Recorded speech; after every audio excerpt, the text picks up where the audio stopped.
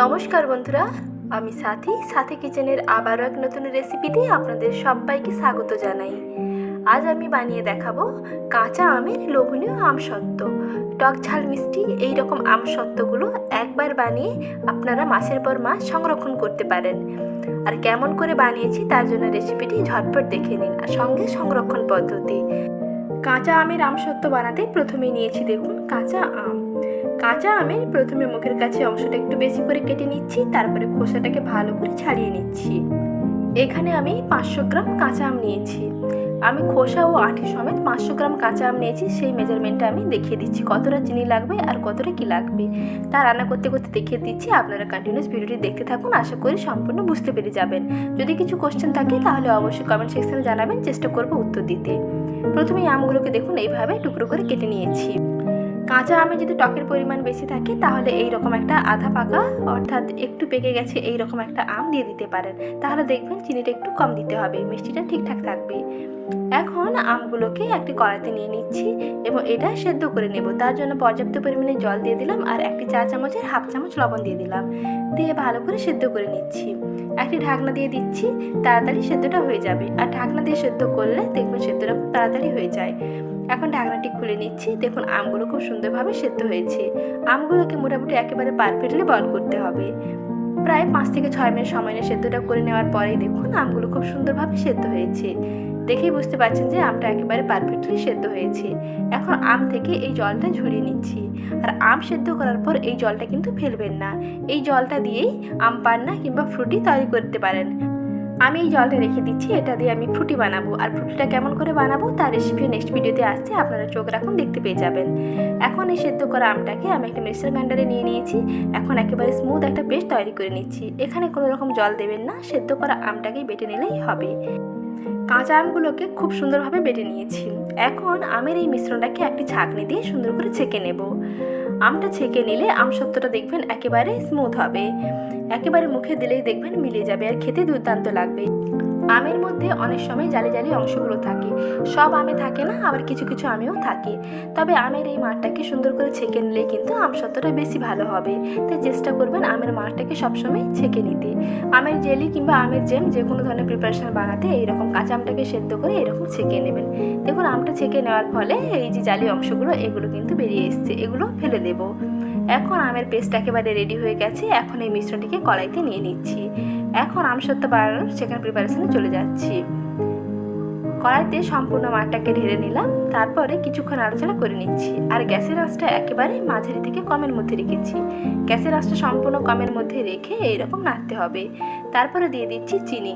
প্রথমেই বলেছিলাম এখানে আমি 500 গ্রাম খোসা ও আঁটি সমেত আম নিয়েছি, সেই ক্ষেত্রে এখানে আমি 150 গ্রাম চিনি দিলাম। আমসত্ত্ব খুব বেশি মিষ্টি হয়ে গেলে খেতে ভালো লাগবে না, আবার টক থাকলেও কিন্তু খেতে ভালো লাগবে না। এর মাপটা ঠিকঠাক রাখার জন্য এখানে আমি 150 গ্রাম চিনি দিলাম। 500 গ্রাম আমের ক্ষেত্রে এখানে 150 গ্রাম চিনি নিয়েছি। কিছুক্ষণ এইভাবে পাকিয়ে নিচ্ছি। কিছুক্ষণ পাকানোর পরেই দেখবেন যে চিনিটা খুব সুন্দরভাবে গলে গিয়ে একটা চটচটে আঠালো জেলিতে পরিণত হয়ে আসবে। আমের এই মাঠটা একটু জেলি জেলি ভাব চলে আসবে। আর সব সময় এটা নাড়তে হবে, কারণ নিচে লেগে যেতে পারে।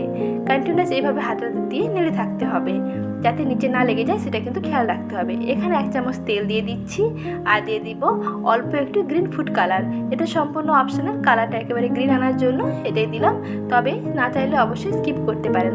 বাদ বাকি যা যা উপকরণ দিয়েছি সেই উপকরণগুলো দিয়ে আমসত্ত্ব বানিয়ে নিতে পারেন, তাতেও দেখবেন খুবই সুন্দর হবে। আমসত্ত্বর মিশ্রণ কিন্তু একেবারে রেডি। দেখেই বুঝতে পারছেন যে খুব সুন্দরভাবে পাক এসে গেছে, একেবারে জেলির মতন হয়ে গেছে আর অনেকটা ট্রান্সপারেন্টও হয়ে গেছে।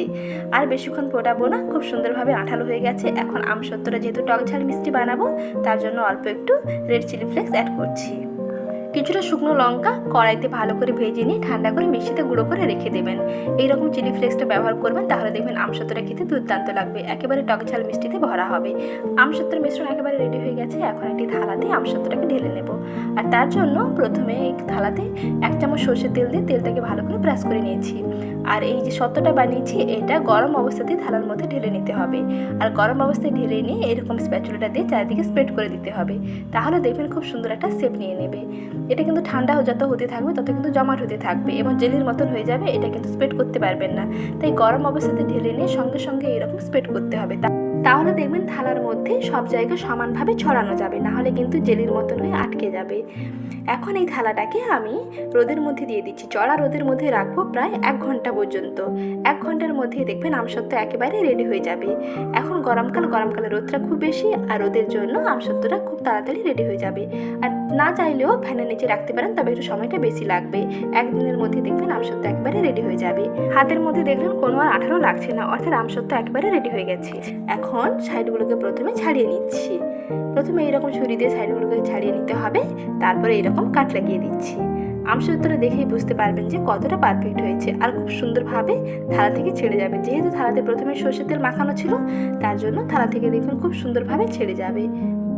দেখুন আমসত্ত্বটা কতটা পারফেক্টলি রেডি হয়েছে, থালা থেকে দেখুন খুব সুন্দরভাবে কিন্তু ছেড়ে যাচ্ছে। অর্থাৎ দেখেই বুঝতে পারছেন যে আমসত্ত্ব একেবারে রেডি। আর আমসত্ত্বটা কতটা ট্রান্সপারেন্ট হয়েছে দেখুন, এপাশ থেকে ওপাশ খুব সুন্দরভাবে দেখা যাচ্ছে। এটা পাতলা করে দিয়েছিলাম, তার জন্য এতটা ট্রান্সপারেন্ট হয়েছে। এইভাবে আমসত্ত্বটা বানিয়ে নর্মাল ফ্রিজের মধ্যে রেখে দেবেন, দেখবেন দীর্ঘদিন ভালো থাকবে।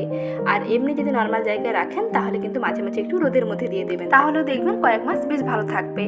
আর আজকের এই সহজ রেসিপি এতক্ষণ সময় দিয়ে দেখার জন্য আপনাদের অসংখ্য ধন্যবাদ জানাই।